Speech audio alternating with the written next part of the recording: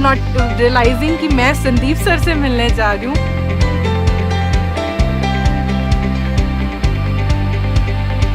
जो दिमाग से अपने आप को समझदार समझते हैं ना, मेरे हिसाब से दुनिया के सबसे बड़े बेवकूफ वही है। जिंदा कौन है जो कुछ भी ऐसा कर रहा है जिसके अंदर लाइफ है? मेरा स्टाइल ऑफ वर्किंग ये कहता है चाहे आप 100 रुपए से अपनी शुरू करो, लेकिन खुद करो यार। मरे हुए से जिंदा होना क्या रिस्क का नाम है? या जिंदा रह करके थोड़े से पंगे लेना रिस्क का नाम है?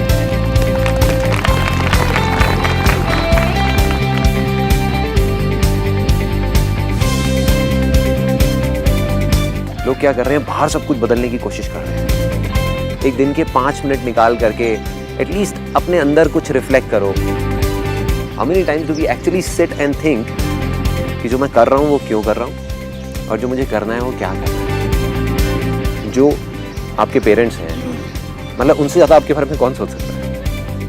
You know what, I love my self because, क्योंकि अगर कोई इंसान खुद से प्यार नहीं कर सकता ना, वो किसी और से नहीं कर सकता।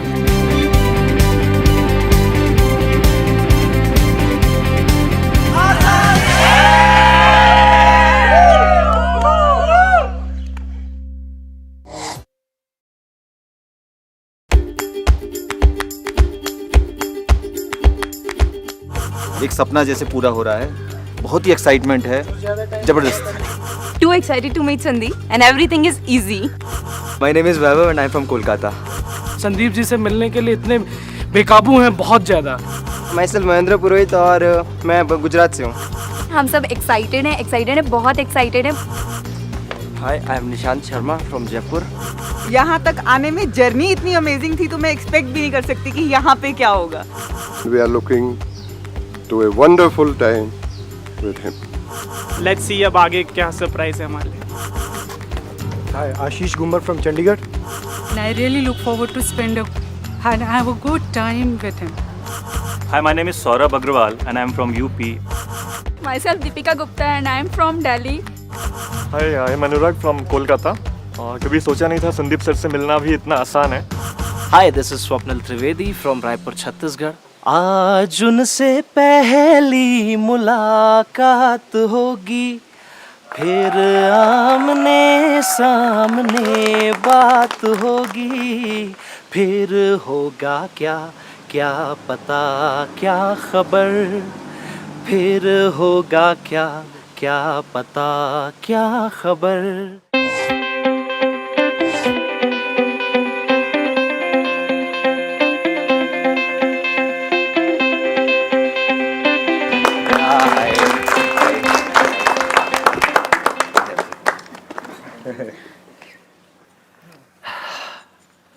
ओके सो हाँ, मैं आपको ना एक स्टोरी सुनाऊंगा, एक रियल लाइफ स्टोरी जो इमेजिनरी है लेकिन मेरी ज़िंदगी की असली कहानी है, एक सच्ची कहानी।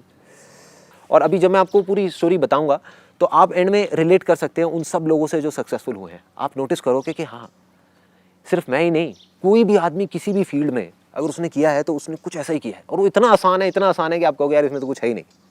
अब ये बहुत बड़ी प्रॉब्लम है। होता क्या है कि कुछ चीज़ें जो बहुत ज़्यादा आसान लगती है ना, उसको हम छोड़ ही देते हैं, कहते हैं यार इससे कुछ थोड़ी होगा। मतलब अगर कुछ बड़ा करना है लाइफ में तो इतना सिंपल थोड़ी हो सकता है। अगर इतना सिंपल होता तो हर कोई करके बड़ा नहीं बन जाता। यही तो प्रॉब्लम है कि लोग सिंपल चीज़ें कम करते हैं, कॉम्प्लिकेटेड चीज़ों में ज़्यादा जाते हैं। जो सिंपल चीज़ों को समझ जाते हैं वो फिर आगे निकल जाते हैं लाइफ में। सो व्हाट हैपेंड वाज कि मैं एक छोटा सा बच्चा 3 साल का खेल रहा हूँ, भाग रहा हूँ, दौड़ रहा हूँ एक प्लेग्राउंड में। पूरी दुनिया मेरे लिए एक प्लेग्राउंड जैसी है, मज़ा आ रहा है। कोई कंपटीशन नहीं है, कोई डर नहीं है, कोई जीतने का लालच नहीं है। मतलब ये नहीं है कि मैं जीतने के लिए खेल रहा हूँ, ऐसी कोई गेम्स ही नहीं है। देखी होंगी आपने 3 साल के बच्चों की गेम, 2-3 साल के बच्चों की गेम्स। उनको क्या फ़र्क पड़ता है, ना जीतने का ना हारने का। ना हारने का डर होता है, ना हारने का दुख होता है, ना जीतने की खुशी होती है। उनके लिए ज़िंदगी का मतलब ही खेल है, उसके लिए खुशी का मतलब ही खेल है। खेलना है, बस खेलते रहो खेलते रहो खेलते रहो। एग्जैक्टली ऐसा ही मैं बच्चा था जैसे सारे बच्चे होते हैं। प्लेग्राउंड, दूर दूर तक रोशनी रोशनी और पूरा खुले में भागना दौड़ना, और ऐसा लगता था कि ज़िंदगी ऐसी चलने वाली है।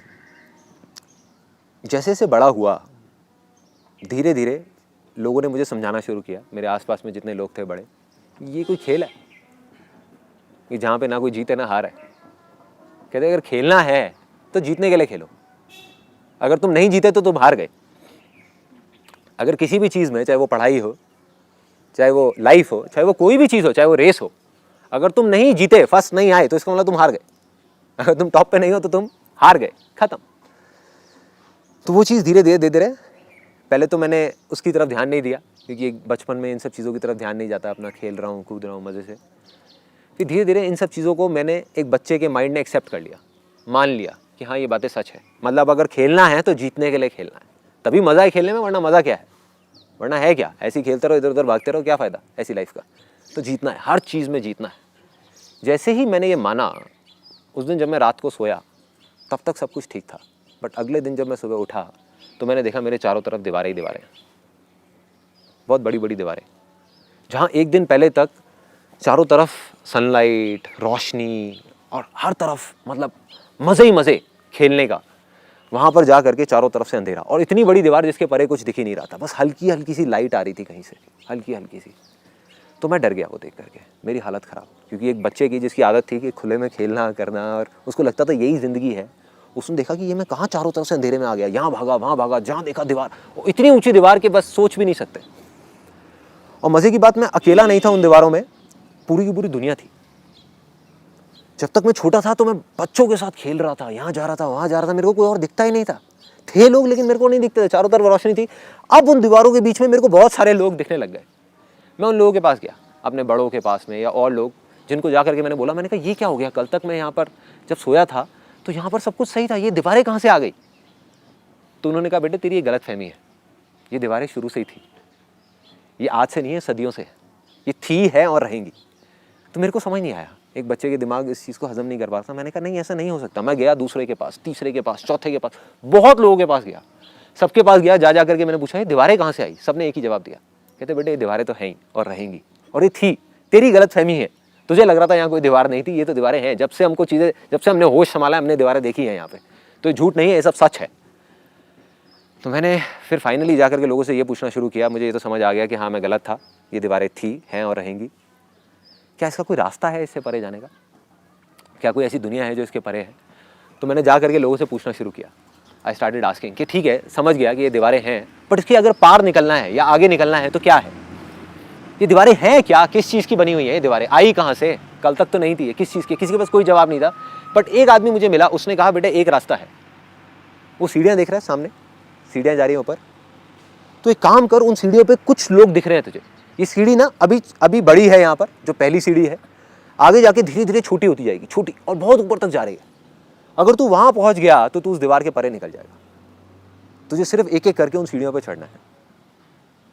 मैंने एक्सेप्ट कर लिया, मैंने कहा कि नहीं मैं चढ़ूंगा, कुछ भी हो जाए, चाहे मुझे कुछ भी करना पड़े, मुझे तो उस दीवार के परे जाना है। मुझे वो दुनिया याद थी, मैं भूला नहीं था उस दुनिया को, जहाँ मैं बचपन में जी रहा था, खेल रहा था। मुझे वापस से उस रोशनी वाली दुनिया में जाना था, इस अंधेरे से निकल करके। मैं गया और जा करके भागने लगा उसकी तरफ, उन सीढ़ियों की तरफ, और पूरी दुनिया उस तरफ भाग रही थी, मारकाट मची हुई थी। मतलब हर आदमी को उस सीढ़ी पर चढ़ना था, हर आदमी को।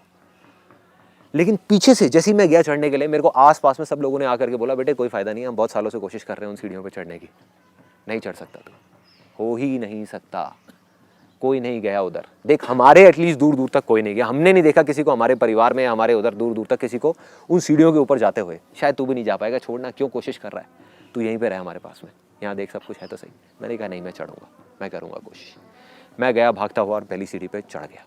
कॉम्पिटिशन था, लड़ाई थी, झगड़ा था, किसी को मारा, किसी को हटाया, किसी को गिराया, कुछ भी करके किसी के ऊपर पैर रखा और फाइनली उस पहली सीढ़ी पे चढ़ गया, पहुंच गया। बहुत खुश, इतना खुश कि आई कांट इवन एक्सप्रेस कि मैं कितना खुश हो गया। खुशी किस चीज़ की थी? वो खुशी इस चीज़ की थी कि मैं दुनिया से ऊपर उठ गया। बाकी करोड़ों लोग जो मेरे साथ के थे वो पीछे रह गए और मैं आगे निकल गया, मैं आगे आ गया। इस चीज़ की खुशी थी।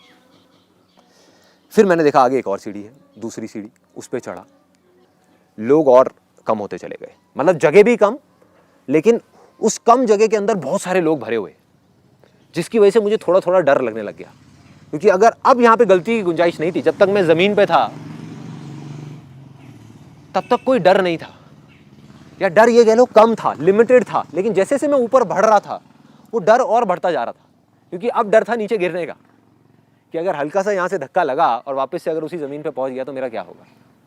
फिर मैं और ऊपर चढ़ा, तीसरी सीढ़ी, चौथी सीढ़ी, पांचवी सीढ़ी, करते करते करते करते एक दिन ऐसा आया कि उस सीढ़ी के टॉप पे पहुंच गया, ऊपर पहुंच गया, जहाँ पर मुझे बताया गया था जब मैंने नीचे इस जर्नी को शुरू किया था कि ऊपर जाने के बाद एक ऐसा रास्ता मिलेगा जहाँ से इस दीवार के परे निकल जाएंगे, इस दीवार के परे, जहाँ पर रोशनी रोशनी होगी, खुशियाँ ही खुशियाँ होगी। लेकिन मज़े की बात, वहाँ पर जब मैं टॉप पे गया तो वहाँ पे सिर्फ कुछ लोग थे, जगह बहुत छोटी सी थी, टॉप पे बहुत कम लोग वहाँ पे खड़े हुए थे, और वहाँ पर जाने के बाद भी उछले जा रहे थे और ऊपर जाने के लिए, मतलब अभी भी तसल्ली नहीं हुई थी, कोशिश कर रहे थे। मैंने कहा यार ये तो धोखा है, ये तो मेरे साथ धोखा हुआ है। मुझे सबने कहा था कि यहाँ पर एक रास्ता है, ये कोई रास्ता थोड़ी है, ये तो बेवकूफ़ी है। यहाँ पर आकर के मैं टॉप पे खड़ा हो गया, लेकिन जिसके लिए मैं यहाँ पे टॉप पे चढ़ा था खुशी के लिए, उस खुशी का तो कोई नामो निशान ही नहीं है यहाँ पर तो और ज़्यादा कंपटीशन है, और ज़्यादा डर है। इतनी ऊपर से गिरा तो मरा, गलती की भी गुंजाइश नहीं है, कुछ भी नहीं है, और अंधेरा इतना, दूर दूर तक दीवारें, बिल्कुल घुप अंधेरा, लोग डरे हुए बैठे हुए हैं। तो मैंने उनको बोला, मैंने कहा चलो नीचे चल के एटलीस्ट लोगों को बताते हैं कि भाई ये सब झूठ है, ये धोखा है, ये बेवकूफ़ बनाया जा रहा है और कुछ भी नहीं है। तो उन्होंने कहा छोड़ना यार, यहाँ से कौन जाएगा, बोल वो लोग हम ही को तो देख रहे हैं, और बोल मज़ा तो आ रहा है, यहाँ पे क्या प्रॉब्लम है, बैठे हुए हैं, देख टॉप पे, देख नीचे क्या हालत है, देख वहाँ जाएगा तू वापस, किस चक्कर में है। मैं कहा मैं तो जाऊँगा। मैं उतरा नीचे, जा करके मैंने पूरी दुनिया को बताया कि ये धोखा है, कुछ नहीं है, ये ऊपर जा करके ये सीढ़ी खत्म हो गई है, इसकी सीढ़ी के आगे कुछ है ही नहीं, आगे अंधेरा ही अंधेरा है। किसी ने नहीं सुनी। तब अंदर से कहीं से एक अर्ज आई कि अब मैंने इस दीवार को तोड़ना है, किसी भी तरीके से तोड़ दूंगा इस दीवार को।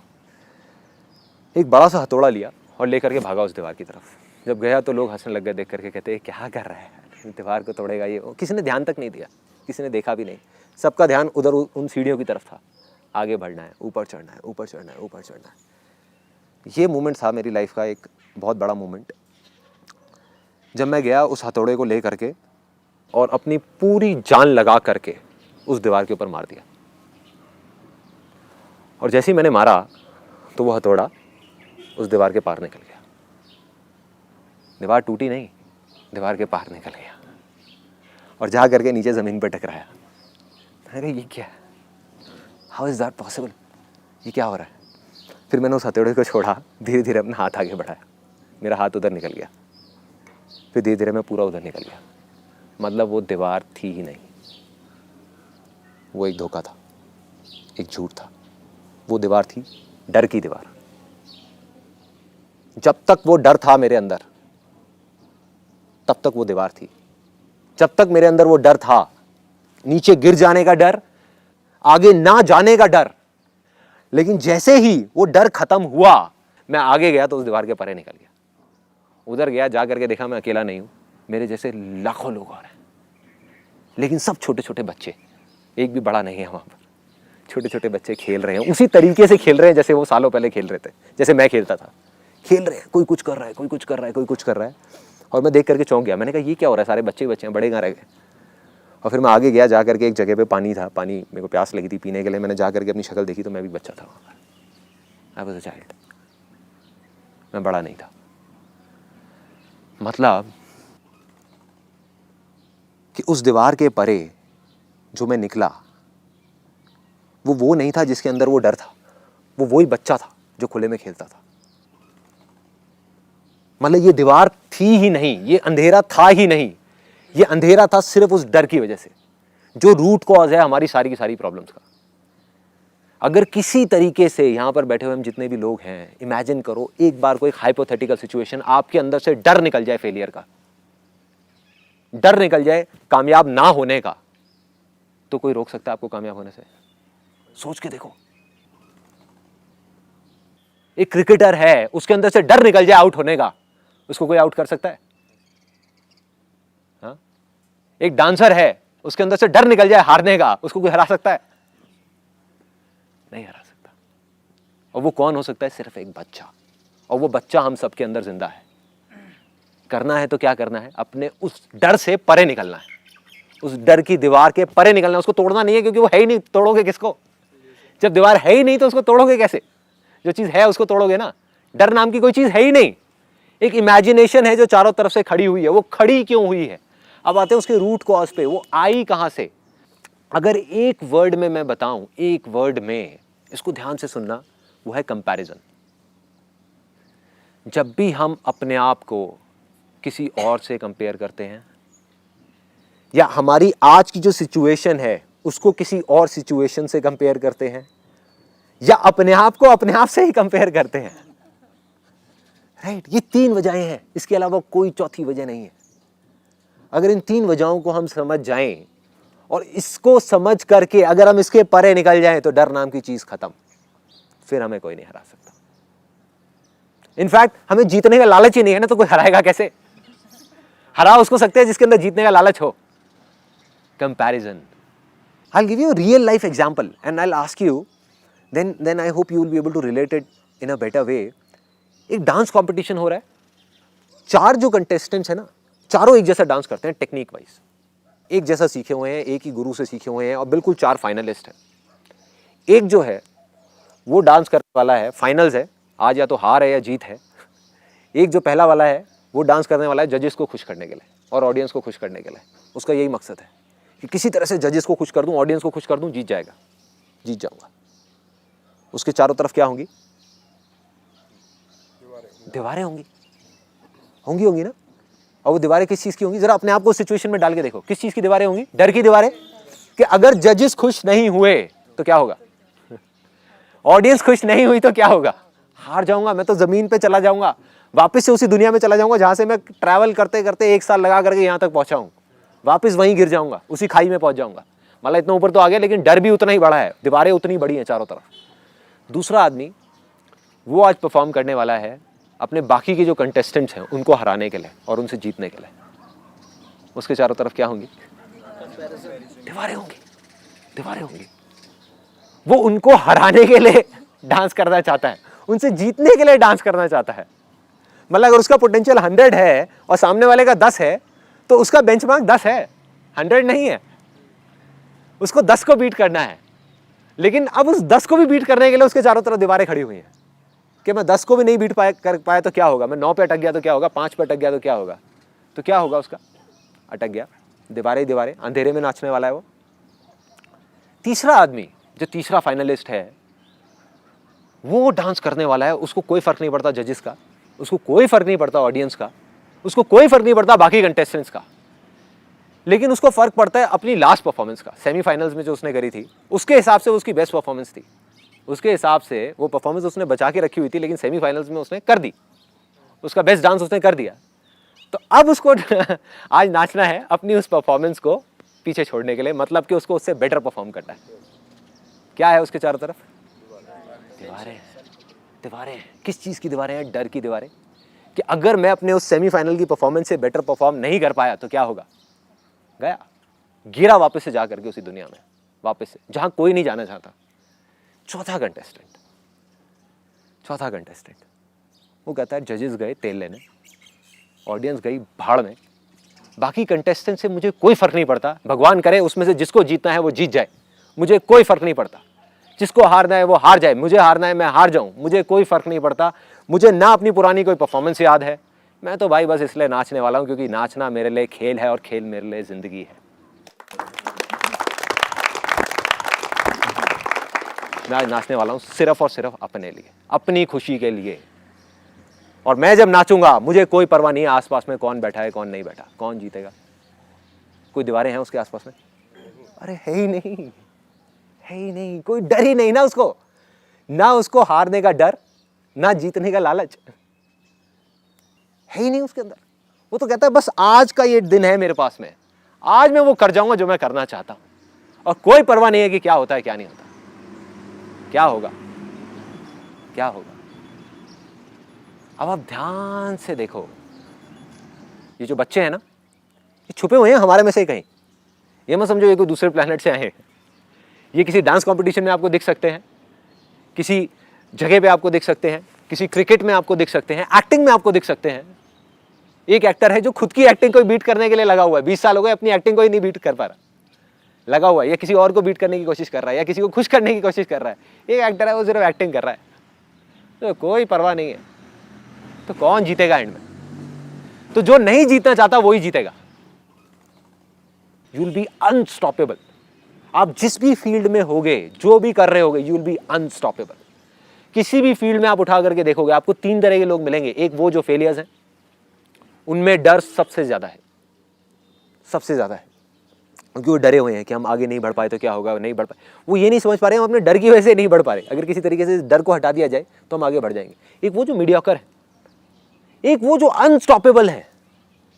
चाहे पेंटिंग में उठा करके देख लो, चाहे इसमें, चाहे उसमें, आर्ट में, किसी भी चीज में, बिजनेस में उठा करके देखो, those are unstoppable. Those are the people जिनके अंदर डर नाम की कोई चीज ही नहीं है। जिसके अंदर हल्का सा भी डाउट है, जिसके अंदर हल्का सा भी डर है, वो गया। आज वो कहीं पर भी है, वो गिर सकता है। देखो क्या होता है ना, आज आप दीवार के इस तरफ खड़े हो, मैं इस तरफ खड़ा हूं, बस इतना सा फर्क है। एक ना एक दिन आप इस दीवार के इस तरफ आओगे, तब आप आकर के देखोगे उन सब चीजों को जिस चीज के बारे में मैं आपको बता रहा हूं।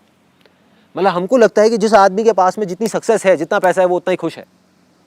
अगर ऐसा होता तो आज सबसे ज्यादा खुश लोग यूएस में होते हैं, जहां हम इंडिया के लिए रोते रहते हैं ना कि इंडिया में ये प्रॉब्लम है, वो प्रॉब्लम है, वो प्रॉब्लम है। अच्छा, ये सारी प्रॉब्लम्स ठीक हो जाए तो हम खुश हो जाएंगे।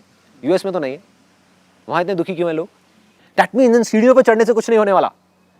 चाहे हमारी कंट्री है वो आगे बढ़े, चाहे हम एज अ पर्सन आगे बढ़ते चले जाएं, बढ़ते चले जाएं, बढ़ते चले जाएं, जब तक वो डर हमारे अंदर से नहीं जाएगा तब तक कुछ नहीं होने वाला। आप किसी भी लेवल पे हो, चाहे आप नीचे हो चाहे ऊपर हो, मतलब ये लेवल्स को ही छोड़ना होगा। Then you will get something which is beyond imagination. Then you will reach a state जहां पर आपके पास सब कुछ होगा बट कोई लेवल नहीं होगा। आज मेरे पास सब कुछ है लेकिन उसको खोने का डर नहीं है।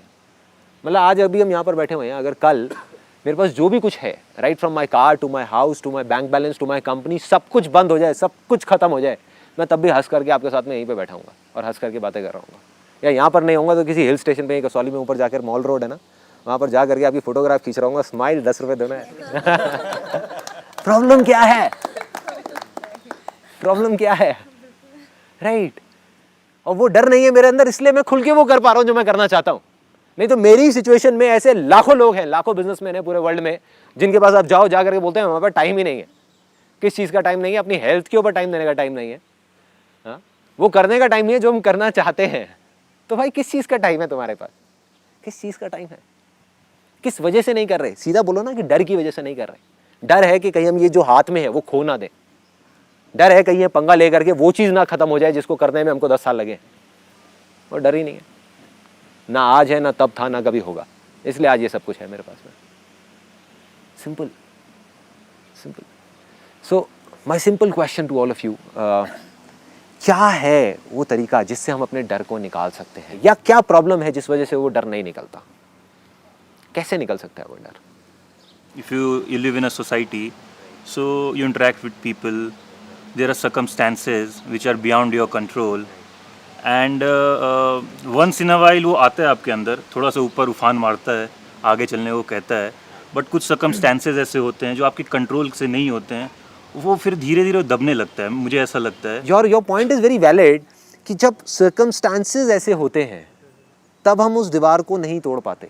बट सवाल ये है कि आपसे भी बुरे सर्कमस्टांसेस से लोगों ने निकल करके आसानी से, मुश्किल से नहीं, आसानी से उस दीवार के उस पर गए हैं। वो कैसे गए हैं? जैसे जैसे हम बड़े होते जाते हैं, वो जो इंटेलेक्ट होता है, जो बुद्धि होती है, कुछ ज़्यादा ही काम करने लगती है। तो हम अपने आप में ना बहुत सारे, जैसे जैसे बड़े होते जाते हैं, क्राइटेरियाज थोपते रहते हैं कि नहीं यार, हाइट हो तो इतनी हो, वेट हो तो ऐसा हो, गोरा होना चाहिए, ऐसा होना चाहिए, वैसा होना चाहिए। यहाँ पे मैं इस बात को कहना चाह रहा कि खुद को अप्रूव करना, खुद को आईने में देना, एक्सेप्ट करना और अप्रूव करना कि मैं जैसा हूँ, क्योंकि समय भी बदलता रहता है, हम भी बदलते रहेंगे। I think what you have done is you have hit the bullseye. आपने एक वर्ड यूज़ किया जो हमारी बुद्धि है, हमारा जो इंटेलेक्ट है, जब वो बीच में आ जाता है तो डर आना ही आना है। ये जो डर का काम है ना, ये इस दिमाग का है। जानवरों के अंदर डर होता है क्या?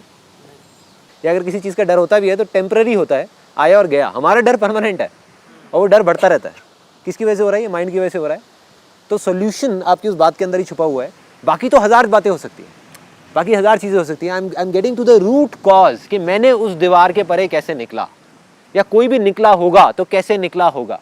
उस चीज़ के ऊपर I have been working since such a long time. और निकल करके जो एक चीज़ समझ आई वो है फेथ। उसकी जो पावर्स हैं दैट इज बियॉन्ड इंटेलेक्ट। तो किसी तरीके से अगर आप इस इंटेलेक्ट के परे निकल जाओ, इस माइंड के परे निकल जाओ, तो आप जीत गए। सो इन सिंपल वर्ड्स, कुछ ऐसी चीज जो आप करना चाहते हैं लाइफ में, जैसे बच्चे जो करना चाहते हैं, अगर लॉजिकली आप समझने की कोशिश करो, आपको समझ नहीं आएगा कि वो कर क्यों रहे हैं ऐसा, राइट? किसी को समझ नहीं आएगा, बट उनको मजा आ रहा होता है और वो कर रहे होते हैं और वो बहुत खुश होते हैं और वो आगे बढ़ते चले जाते हैं, सीखते चले जाते हैं। इनफैक्ट बच्चों की सीखने की जो स्पीड है वो बड़ों से बहुत तेज है। जो चीज़ें सीखने के लिए इंपॉर्टेंट होती हैं वो बच्चे कुछ सालों के अंदर अंदर सीख जाते हैं, उसके बाद हम सीखते ही क्या है, सीखते ही क्या है। आई फील कि जो मेरे पेरेंट्स मुझे कॉन्फिडेंस नहीं दे पाए, साइकिल चलाओ तो भाई गिर जाएगी, चोट लगेगी, मत चलना, स्विमिंग ना ना ना ना, इतने लोग मरे, इतने बच्चे मरे, कभी पानी से इतना फियर बैठ गया कि ना ना ना ना ना। तो today I am a mother of a child and I every now and then I give her a confidence, no beta, you are the best, you know, you are the best child in the universe, you can do it.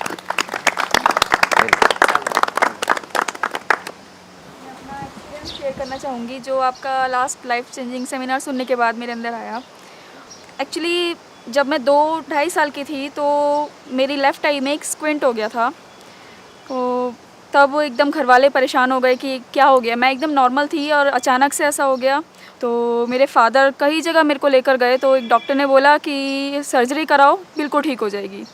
तो पता नहीं था कैसे उसने ऐसा बोल दिया, और शायद पैसे बनाने के चक्कर में जो भी है सर्जरी कर दी और मैं ठीक नहीं हुई। तो उन्होंने बोला कि ये जब बड़ी होगी तब हो जाएगी ठीक। तो मैं बड़ी भी हो गई लेकिन मैं ठीक नहीं हुई। 20-22 साल तक मैं ऐसी ही रही। तो मैंने भी कॉम्प्रोमाइज़ कर लिया कि मैं नॉर्मल नहीं दिखती, मतलब मैं थोड़ा अलग अलग रहती थी। और अब तक का रिकॉर्ड है, मैंने आज तक कभी अपना बर्थडे सेलिब्रेट नहीं करा। मेरे फादर और मेरा बर्थडे एक ही दिन आता है, फिर भी मैंने कभी सेलिब्रेट नहीं करा, सिर्फ इसीलिए कि मुझे लगता था मैं दूसरों की तरह नहीं दिखती। लेकिन वो सेमिनार सुनने के बाद जब आपने कहा कि एक अंदर से आवाज़ आनी चाहिए, तो मुझे लगा कि हाँ मैं ठीक हो सकती हूँ। मतलब एक बिलीव बना मेरे अंदर कि मैं ठीक हो सकती हूँ। फिर काफ़ी सारे हॉस्पिटल्स में मैं फ़ादर के साथ गई थी, तो डॉक्टर्स ने बोला कि ये ठीक हो जाएगा, लेकिन इसमें रिस्क है, कुछ भी हो सकता है, आंखों की रोशनी जा सकती है, कुछ भी हो सकता है। मैंने कहा नहीं, कुछ नहीं होगा, मैं ठीक हो गई। मतलब मैं सोचती थी, मैंने बिलीव कर लिया था कि नहीं मैं ठीक हूँ। तो जब उन्होंने सिग्नेचर कराया, मैंने साइन कर दिया बिना सोचे समझे, नहीं मैं ठीक हूँ बिल्कुल। तो ऑपरेशन भी हो गया और सक्सेसफुल हुआ। अब मैं बिल्कुल नॉर्मल हूँ और विदिन 6 मंथ डॉक्टर ने बोला है तुम बिल्कुल नॉर्मल हो जाओगे। अभी थोड़ी स्वेलिंग है आई में, लेकिन परफेक्ट हो जाऊँगी विदिन 6 मंथ। तो ये लाइफ का सबसे बड़ा ड्रास्टिक चेंज है और इसलिए मैं आपको थैंक्स करने आई हूँ यहाँ पे स्पेशली। मुझे you are just like my. आप जो कह रहे हो ना कि मेरी वजह से कुछ हुआ, मैं आपको बिल्कुल सच बोलूँगा, मेरी वजह से कुछ भी नहीं हुआ। जो हुआ आपके उस अनशेकेबल फेथ की वजह से हुआ, जिस फेथ की अभी बात हो रही है। अभी आपने पूछा ना वो कैसे आता है, आंसर मिल गया। कैसे आता है वो फेथ? वो फेथ आया अंदर से, भोलेपन की वजह से, उस बच्चे की वजह से, उस बड़े आदमी की वजह से नहीं जो हमको कंफ्यूज करता है, जो दिमाग ज़्यादा लगाता है। जो दिमाग लगाएगा वो चलता जाएगा चुपचाप, जो दिमाग नहीं लगाएगा, दिल में किसी भी चीज़ को मान लेगा, चाहे वो बेवकूफ़ी भरी हो। मैं कहता हूँ आप मान करके तो देखो कि मैं हवा में उड़ सकता हूँ, और कूदो। अगर आप मान गए ना और डाउट नहीं हुआ, आप उड़ोगे हवा के अंदर, उड़ोगे बिना पंखों के, उड़ोगे। मैं ये कहना चाह रहा कि sir in her case God has answered her prayers through you, you became a medium, okay. But अगर हमें अब खुद का डॉक्टर बनना है, जैसे मान लीजिए अभी हमारी लाइफ में कोई प्रॉब्लम आ रही है, किसी को बैंक बैलेंस बढ़ाना है, किसी को हेल्थ बढ़ाना है, किसी को लाइफ पार्टनर ढूंढ रहा है वगैरह वगैरह, तो मैं चाह रहा सर कि वो जो फेथ है, वो जो बोलते हैं ना इंटरनल ट्रिगर, वो जो बोलते हैं वो कैसे है? देखो मैं क्या कह रहा हूँ, इन्होंने जंगल में आग लगा दी, उसमें मैं एक चिंगारी था, मान लिया, पर चिंगारी सिर्फ एक नहीं है, लाखों चिंगारियां हैं। Sandeep Maheshwari is just one of those चिंगारीज। अरे ये चिंगारी ने तो बहुत जगह जंगल आग लगाई, लेकिन हर जगह जंगल में आग लगी क्या? नहीं लगी ना। तो आप भी अगर अपने भोलेपन को ओपन रखोगे, अपने अंदर के बच्चे को जिंदा रखोगे, तो आपको तो चिंगारियां ही चिंगारियां दिखेंगी। वो चाहे यहाँ से आए, चाहे वहाँ से आए, चाहे किसी बुक से आए, चाहे वहाँ से आए, चाहे किसी की कोई बात सुन के आए, चाहे बिना बात सुने आए, चाहे अंदर से आए, चाहे कहीं से भी आए, किसी और सोर्स से आए, वो आपको नहीं पता कहाँ से चिंगारी आएगी। ठीक है। मेरे लाइफ में छोटा सा इंसिडेंट हुआ था। Like I was in graduation, then happens कि आई वाज वेरी टेंस्ड कि my college was not that good तो I was really very tensed कि यार कहाँ मैंने एडमिशन ले लिया, बिकॉज मेरी स्कूलिंग बहुत अच्छी थी तो कॉलेज अच्छा नहीं था। फाइनली जब बहुत ज़्यादा टेंशन में थी कि क्या करना है क्या नहीं करना है, तो ऐसे ही रोड पे I was sitting in a park, there was a kid who was eating a softy cone. और वो कोन ऐसे नहीं खा रहा था जैसे हम लोग खाते हैं ऐसे सिंपली। उसने क्या किया था, उसने कोन को नीचे से काटा था, मतलब वो जो किड थी उसने ऐसे नीचे से काटा and she was trying to suck that ice cream. तो I also purchase that ice cream from there only and I started eating the way she was eating. वहाँ पे पार्क था तो एक अंकल ऐसे ही वॉक कर रहे थे, he was smiling because I was doing the same stuff as if जो एक छोटी सी किड कर रही थी। तो उन्होंने मुझे एक बात बोली, बोलते हैं बेटा मुझे लग रहा है आपके फेस से कि आप थोड़ा सा टेंस हो, और ये जो आप अभी ट्राई कर रहे हो इसको लाइफ में कभी ब्रेक मत होने देना, बिकॉज आज तुमने एक बच्चे से कुछ सीखा है और एग्जैक्टली तुम्हें ये चीज़ बहुत आगे लेके जाएगी, क्योंकि अभी तुम्हारे टेंशन के मोमेंट में भी ये जब तुम एक छोटी सी चीज़ ट्राई कर रहे हो तो इससे तुम्हें खुशी मिल रही है। When you can get some happiness in such a tension moment from a small kid, तो खुद एक चीज़ सोच के देखो कि अगर तुम्हारे अंदर का बच्चा जिंदा रहे तब तुम खुद कितने खुश रह सकते हो। सर एग्जैक्टली सक्सेस क्या है? ये आपका ये खुशियाँ, बट हर एक बंदे की लाइफ में सक्सेस का एक टारगेट होता है।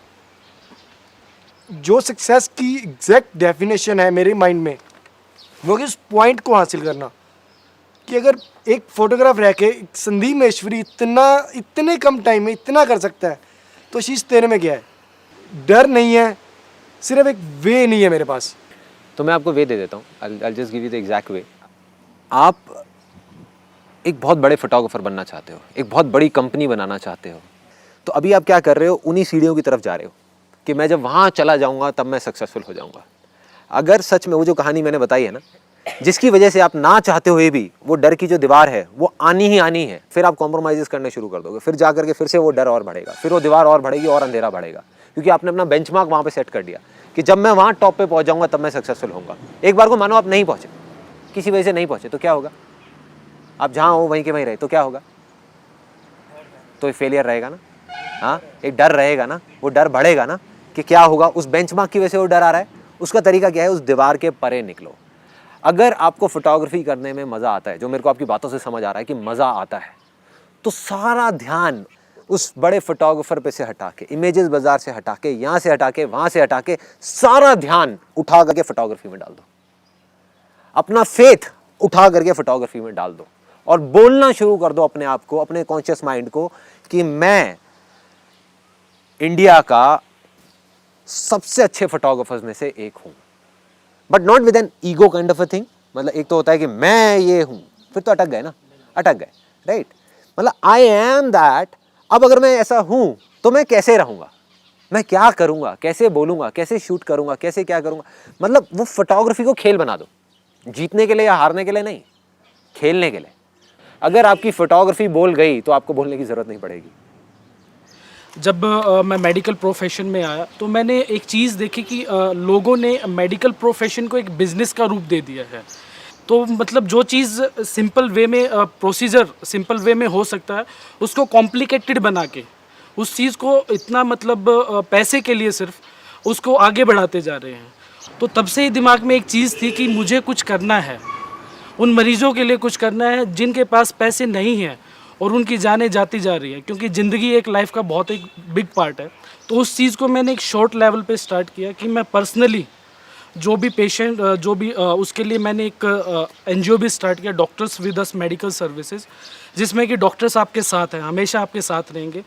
तो सर मैं उस लेवल में इतना पहुंचना चाहता हूँ, इतना आगे पहुंचना चाहता हूँ कि इन द फ्यूचर कि कोई भी अगर सर्जरी हो रही है, कोई भी हार्ट सर्जरी हो रही है या कोई भी किसी चीज़ का ट्रीटमेंट हो रहा है, तो उसमें लोगों का पैसा ना लगे, मतलब पैसे की वजह से लोगों की जाने ना जाए। देखो, this is something very interesting. अभी जो इन्होंने अपना एक्सपीरियंस शेयर किया ना, that is called the state of inspiration. जैसे इन्होंने अपने दिल की सुन ली कि मेरे को ये चीज़ करनी है, मेरे को इस मैं किसी पेशेंट को मरते हुए नहीं देख सकता पैसे की वजह से। आ गया ना, दिल की सुन ली। अब दिमाग नहीं लगाना, अभी दिमाग अपने आप लगेगा। Once that faith become stronger, वो जब बड़ा होता जाएगा, बड़ा होता जाएगा, बड़ा होता जाएगा, तो दिमाग अपने आप ऐसे रास्ते दिखाएगा, ऐसे लोगों को ला करके आपके सामने खड़े कर देगा जो आपने सोचे भी नहीं होंगे। अब आते हैं पॉइंट पे, जो एग्जैक्ट प्रॉब्लम है। सब करना चाहते हैं, सबके पास में कोई ना कोई प्लान है, किसी का है कि मेरे को ये करना है, किसी का है मुझे वो करना है, किसी की शुरुआत ही नहीं हुई, किसी की शुरुआत हो चुकी है, किसी की शुरुआत हो चुकी है। सो द प्रॉब्लम इज करें क्या? Social entrepreneurship is the answer. Problem क्या है कि हम चीज़ को we don't see life as colourful, we see life as black और वाइट। हम ये सोचते हैं कि अगर हमको कोई ऐसा भलाई का काम करना है तो उसमें हम पैसा नहीं ले सकते सामने वालों से, वो लेना गलत बात होगी। This is not the right thing. और कई लोग तो मुझे देख करके गलत आइडियाज़ निकाल रहे हैं, मुझे देख करके सोच रहे हैं क्योंकि मैं पैसे नहीं लेता तो इसलिए हम भी पैसे नहीं लेंगे और हम इसलिए ऐसा कोई काम करेंगे। That is not right. मेरे पास में इतने रिसोर्सेज हैं कि मैं ये चीज़ें कर सकता हूँ और मेरे अंदर अटैचमेंट नहीं है इन सारे रिसोर्सेज से। मुझे जितना चाहिए उससे बहुत ज़्यादा है। मैं तो पैदल जाता हूँ अपने घर से ऑफिस भी बहुत बार, मतलब मुझे नहीं है, मुझे गाड़ियाँ हैं तब भी उसका शौक नहीं है तब भी फ़र्क नहीं पड़ता, नहीं है तब भी नहीं पड़ता, स्कूटर पे भी घूमता हूँ, तो does not make a difference to me. तो मेरे से अगर ये पैसा चला भी जाए तो मुझे कोई फ़र्क नहीं पड़ने वाला, ना मुझे, ना मेरी फैमिली को, ना किसी को भी। That's why I am doing it. But आपके अंदर कहीं भी इतनी सी भी गिल्ट नहीं होनी चाहिए कि मैं ये अच्छा काम इसलिए नहीं कर रहा क्योंकि मैं ये करके पैसे नहीं लेना चाहता। That should not be the case. जैसे एक डॉक्टर हैं जिनको मैंने सत्यमेव जयते में देखा था, जिनके फेस से ही देख करके एक ऐसा ऑरा आ रहा था। Doctor Shetty he is a heart surgeon. और वो गांव वालों से उन्होंने कुछ ऐसी स्कीम बनाई है कि 1 रुपये दिन का या 2 रुपये दिन का लेते हैं इंश्योरेंस के through, right, and he is profitable और ऐसा काम कर रहे हैं विच इज़ अनबिलीवेबल। वो ही कर रहे हैं जो आप करना चाहते हो। So he is a kind of a role model for you. सुना हुआ आपने उनके बारे में? आप एक बार देखिए, सत्यमेव जयते को देखिए और उनके ऊपर रिसर्च करिए। सो उन्होंने क्या निकाला तरीका, उन्होंने गांव वालों से, मेरे को एग्जैक्ट याद नहीं है, बट एक अमाउंट फिक्स किया जो वो अपनी तनख्वाह में से, अपनी जो कमाते हैं पगार में से बड़े आराम से दे सकते हैं। ऐसा अमाउंट जिसमें पूरी 4 बंदों की उनकी फैमिली कवर हो गई। और ऐसे उन्होंने लाखों लोगों से पैसा लिया, करोड़ों रुपए आया और आज उनके वहाँ पे एक दिन के अंदर अंदर पूरे वर्ल्ड में सबसे ज़्यादा जो हार्ट सर्जरीज होती है वो वहाँ होती है। और किन की होती है? उन लोगों की जिनके पास में पैसा नहीं है ये करने का। तो जो आपका दिल कह रहा है, जो आपका फेथ कह रहा है वो करो। कैसे होगा वो मुझे भी नहीं पता, आपको भी नहीं पता, लेकिन एक बात कन्फर्म है कि वो होगा। चलो, सी यू देन। आसान है।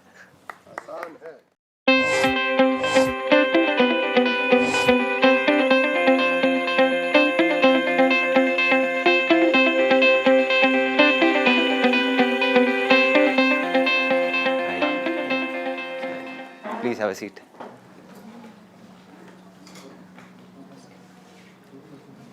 Yeah, so let's start.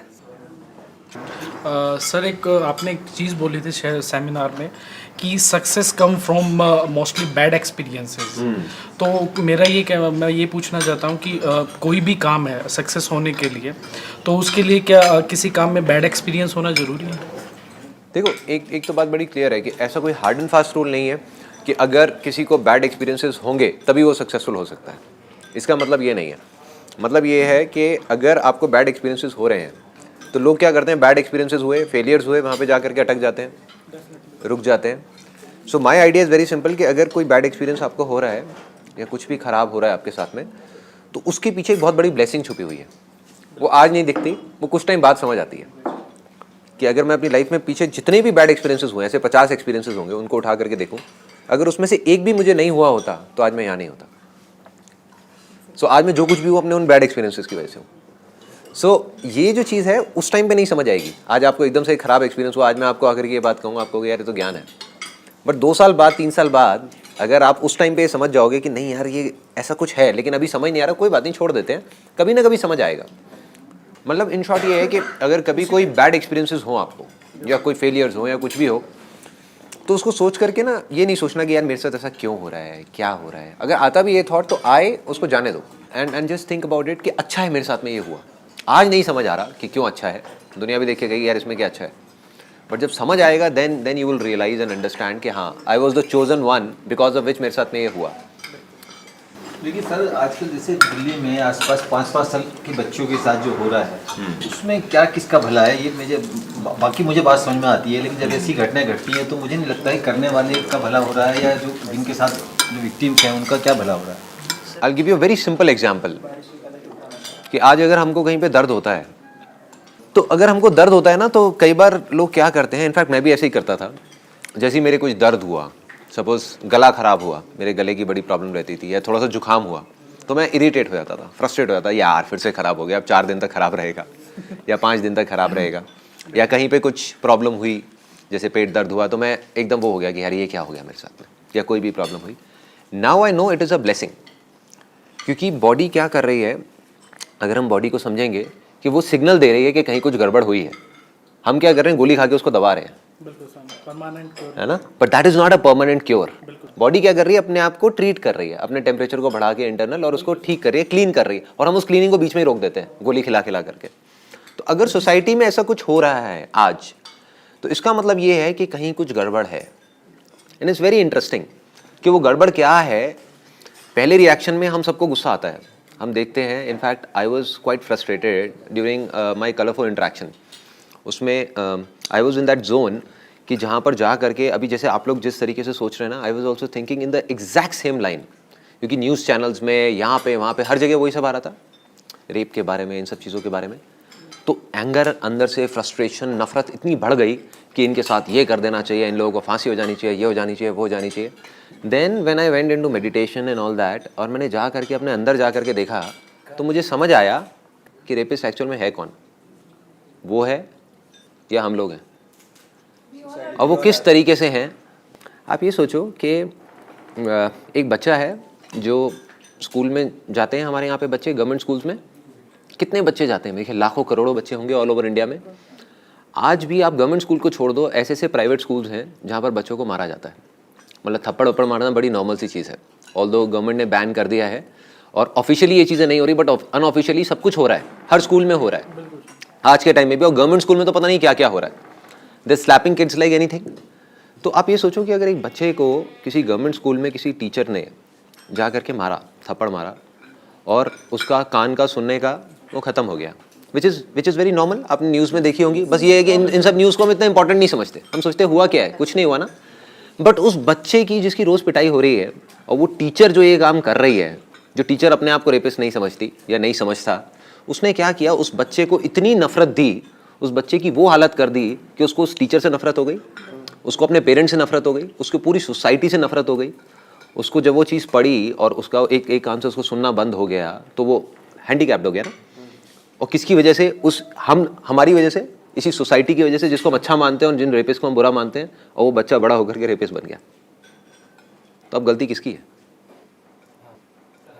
हाँ, उस बच्चे की है जो बच्चा बिल्कुल मासूम था हमारे जैसा, या हम लोगों की है, हमारी सोसाइटी की है, या सोसाइटी को भी छोड़ो यार, हमारी अपनी है, जो हमने ऐसे काम किए जिसकी वजह से वो ये शेप ले ली इन चीज़ों की. हम क्या कर रहे हैं, कहीं पर अगर मच्छर है ना, तो हम मच्छरों को मारने की कोशिश कर रहे हैं. हम ये दिमाग लगा रहे हैं कि कैसा कुछ ऐसा करें कि मच्छर काटना बंद कर दें. हाँ, मच्छरों को किसी तरीके से मार दिया जाए, मच्छरों को ये कर दिया जाए, वो कर दिया जाए. लेकिन हम ये नहीं देख रहे कि जिस गटर से वो मच्छर आ रहे हैं, वो गटर हम सबके अंदर है. चाहे कोई भी क्राइम हो, किसी भी तरीके का, मतलब you can read it anywhere, scientifically it's proven कि जो भी क्रिमिनल्स हैं किसी भी तरीके के, उनका आप चाइल्डहुड उठा करके देख लो, दैट्स लाइक अ नाइटमेयर. जो 20 साल पहले हुआ है उसका हम कुछ नहीं कर सकते. आप एक को मारोगे 2 आ जाएंगे, 2 को मारोगे 4 आ जाएंगे. बट हम ये ज़रूर कर सकते हैं कि आज जो बीज हम बो रहे हैं, जो बच्चे हैं, वो जो 20 साल बाद निकलने वाले हैं, आने वाले हैं सोसाइटी में, वो कैसे होंगे, वो हमारे हाथ में है. That is in our hands. वो सब हमारे हाथ में है. छोटे छोटे से स्टेप्स हैं, छोटे छोटे से. I will give you a simple example. इसमें मैंने क्या किया, जब मैंने इस चीज़ को समझा, तो ESI नाम की चीज़ पता है किसी को? Employee state insurance and all. India में इतनी कंपनीज हैं, स्मॉल एंड मीडियम एंटरप्राइजेज, जिनको रजिस्टर होना चाहिए, जिसमें 10 से ज़्यादा एम्प्लॉयज़ होते हैं, कायदे से मैंडेटरी है, उनको रजिस्टर करना चाहिए. बट मैं ऐसी बहुत सारी कंपनीज को जानता हूँ जिन्होंने रजिस्टर नहीं किया हुआ. वो कहते हैं चलता है ना इंडिया में, क्या फ़र्क पड़ता है, कोई इंस्पेक्टर आएगा उसको पैसे खिला देंगे, क्या फ़र्क पड़ता है. So they don't give a damn to it. But उसकी वजह से वो ये नहीं सोचते कि एक ऐसा आदमी जिसकी सैलरी, ये किसके लिए है, जिनका सैलरी ब्रैकेट कम होता है, जिसकी सैलरी 6,000 है, 7,000 है, 8,000 है. अगर उसके घर में कोई ऐसी प्रॉब्लम आ गई कि उसकी वाइफ का ऑपरेशन है और उसके लिए 3-4 लाख रुपए चाहिए, तो वो कहाँ से लाएगा? मतलब वो अपने 200-300 रुपये बचाने के चक्कर में एक एंटरप्रेन्योर, जो हम ही में से एक है, उसी सोसाइटी में से एक है, जो ऐसे लोगों के बारे में उल्टा बोल रहा है, वही तो रेपिस्ट पैदा कर रहा है. अगर वो अपने एम्प्लॉयज़ का, जो उनके 50 एम्प्लॉयज़ हैं, हर एक का अगर वो इंश्योरेंस करा दे और उनके घर में उन लोगों की जानें बच जाएं, कुछ लोगों की भी, तो वो बच्चे कैसे निकलेंगे उस घर से? और अगर उस बच्चे की मदर की डेथ हो गई उसकी वजह से, तो बच्चा कैसा निकलेगा उस सोसाइटी में.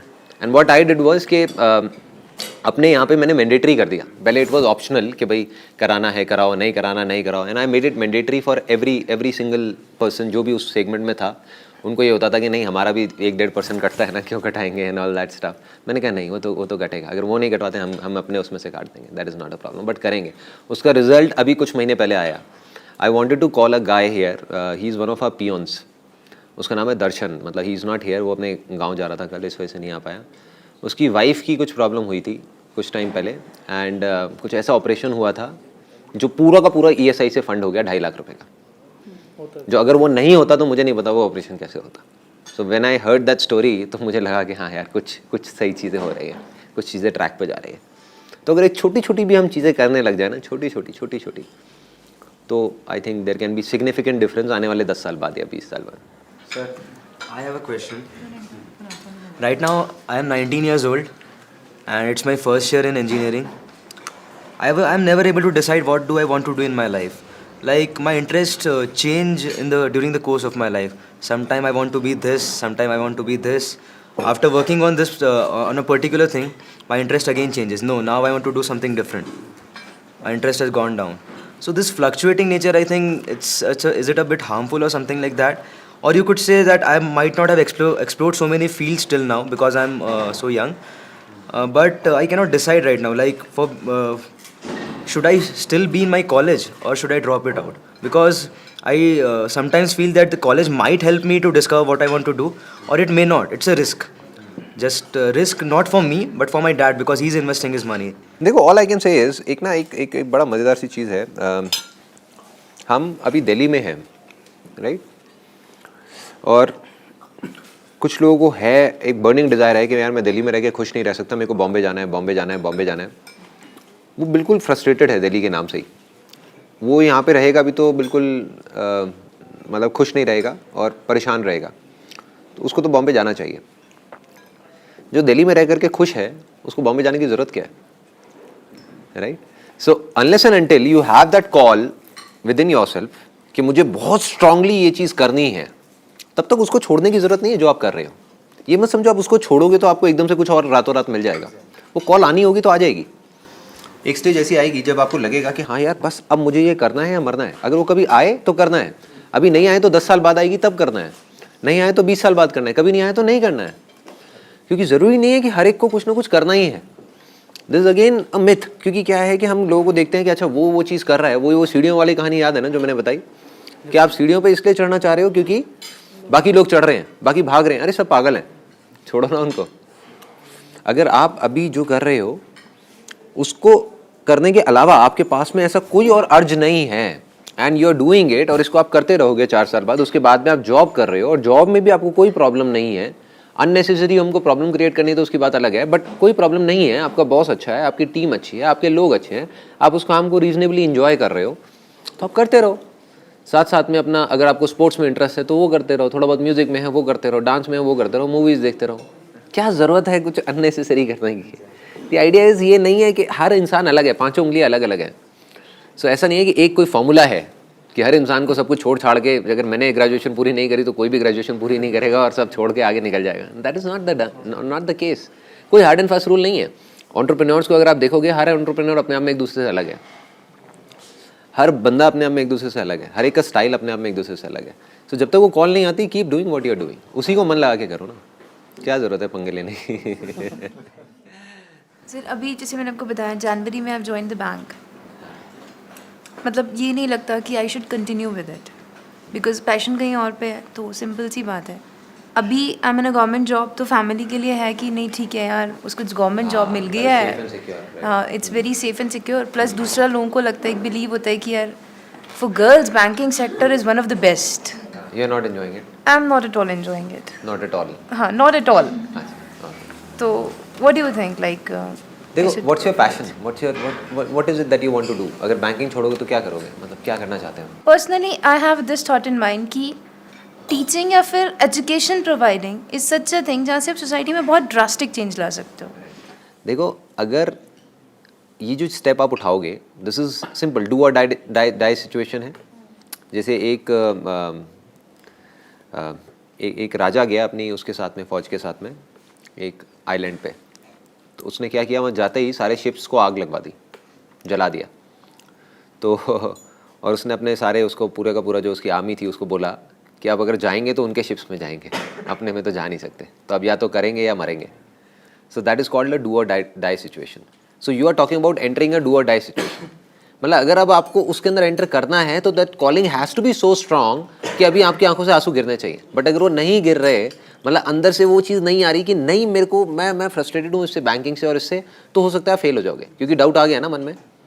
आदमी तब जीतता है या तो वो जो अंदर का डिज़ायर है वो इतना स्ट्रांग है कि वो उसको आगे तक खींच करके ले जाए, desire has to be very strong, या डिज़ायर नहीं भी है तो belief has to be extraordinary. वो जो फेथ है, वो जो बिलीफ है कि मतलब आपके मन में आना ही नहीं चाहिए, आपके मन में ये इतना सा भी नहीं आना चाहिए, अगर आ रहा है तो गड़बड़ है। I am talking about do or die situation.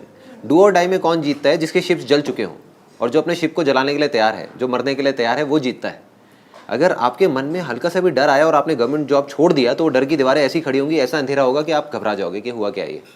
तो you need to be very very clear कि अब मेरे को या तो करना है या मरना है, तब ये स्टेप उठाना है।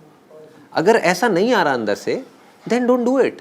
फिर आप करोगे तो आप मर जाओगे, राइट? मतलब you will not be able to sustain, क्योंकि अंदर से वो कॉलिंग, वो जो डिज़ायर है वो इतना बड़ा नहीं हुआ। और अगर आज नहीं हुआ तो 10 साल बाद करो ना, 5 साल बाद करो, 20 साल बाद करो। जब वो डिज़ायर इतना स्ट्रांग हो जाए अंदर से कि आपकी लाइफ में मतलब आपको लगे कि नहीं यार कुछ बहुत ज़्यादा मिसिंग है, अब तो मुझे करना ही है, अब चाहे कुछ भी हो जाए। Now I want to fly. अब इस पिंजरे में मैं बहुत जी ली, अब मेरे को नहीं। बट अगर अभी भी उस पिंजरे से लगाव है तो आप वापस घूम करके उस पिंजरे में आओगे, वो बंद मिलेगा, आप बिल्कुल हिल जाओगे, आप कहोगे ये क्या हो गया, राइट? कि आप छोड़ करके आज बाहर जाओगे बट लगाव अभी भी आपको उसी पिंजरे से है, उसी सिक्योरिटी से है। तो फिर आप जब वापस आओगे वो उसके दरवाजे बंद हो चुके होंगे, अब वापस से तो आपको गवर्नमेंट जॉब मिलेगी नहीं, राइट? आप आओगे तो आप कहोगे ये क्या मैंने कर दिया। सो डोंट डू इट, अभी कोई ज़रूरत नहीं है करने की। जब अंदर से आपको लगे, और वो आपको कोई नहीं बोल सकता, आई कांट से एंड कोई और नहीं बोल सकता, जब आपको लगे तब आप करो, नहीं लगे तो डोंट डू इट। ये वास्तव में हम सब करना चाहते हैं। रास्ते में भी हमारी बात हुई है, हम आपके साथ किसी न किसी तरह जुड़ चाहते हैं। कुछ लोग तो ये भी तैयार हैं कि सर्विस के रूप में आपके ऑर्गेनाइजेशन को ज्वाइन करके आपके साथ जुड़ जाएं। कुछ लोग चाहते हैं वॉलंटरी जुड़ जाएं, मतलब किसी ना किसी तरह, मतलब एक कृतज्ञता के भाव से भी कि उनको बहुत कुछ मिला है आपसे, और तो किसी ना किसी तरह से आपसे ये ना हो कि हमारी आखिरी मुलाकात हो जाए। मतलब किसी ना किसी तरह रेगुलर बेसिस पे किसी भी तरह, जैसे जिसको जिस भी योग्य समझते हो, जिसको आप समझते हैं भी ये मेरी ऑर्गेनाइजेशन का मतलब का है, तो वो आपको साथ, ये सारे लोग जो तैयार हैं, बहुत बढ़िया, उस तरह से भी इट्स माय प्लेजर। और कभी भी ऐसा कुछ होगा, I definitely think about it. मैं ऐसा सोच करके I give it a thought and discuss करके अपनी टीम से, अगर कभी भी ऐसा कोई थॉट आएगा ना तो I definitely let you know. सारे रेडी रहेंगे। आपने इतना बोल दिया, यही बहुत बड़ी बात है।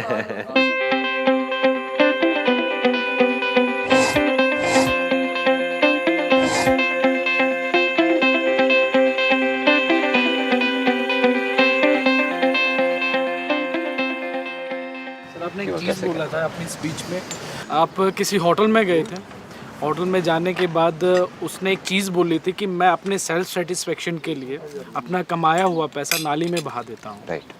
तो वो सेल्फ सेटिस्फेक्शन कैसे सर मेंटेन हो अपने बॉडी, मतलब उस चीज़ को कैसे पहचाने कि इससे मैं सेल्फ सेटिस्फाई हूँ? देखिए बेसिकली क्या है ना, अब वो वाला जो एक लाइन थी ना, उसको कई लोग समझ पा रहे हैं, कई लोग नहीं समझ पा रहे। वो ये सोचते हैं कि भाई पैसे को नाली में बहाने से अच्छा, या वो जब उन्होंने वो कहानी सुनी मेरी IIT कानपुर वाली, तो उन्होंने कहा कि यार वो दाल को नाली में क्यों बहाना है, किसी गरीब को खिला दो ना। अगेन हम सही गलत के कॉन्सेप्ट में चले गए ना। हमें सिर्फ ये देखना है कि किस कॉन्टेक्स्ट में बात की जा रही है। There is nothing like right and wrong. मतलब ये आप जा करके उनको क्यों बोल सकते हो कि भाई इसको नाली में नहीं बहाना, आपको यही करना है। उनके हिसाब से वो बासी हो गया तो बासी किसी को भी नहीं खिलाना।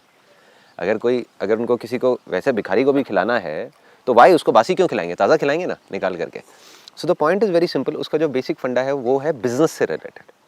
वो कॉन्सेप्ट लाइफ से रिलेटेड नहीं है, बिजनेस से रिलेटेड है। ऐसा नहीं कि हम जा करके पैसे को नाली में बहाने लग जाए, that does not make sense. But the idea is, अगर कोई बिजनेस करना चाहता है, that session was regarding business. IIT Kanpur में लोगों ने ये पूछा था कि एंटरप्रेन्योरशिप के बारे में बताओ।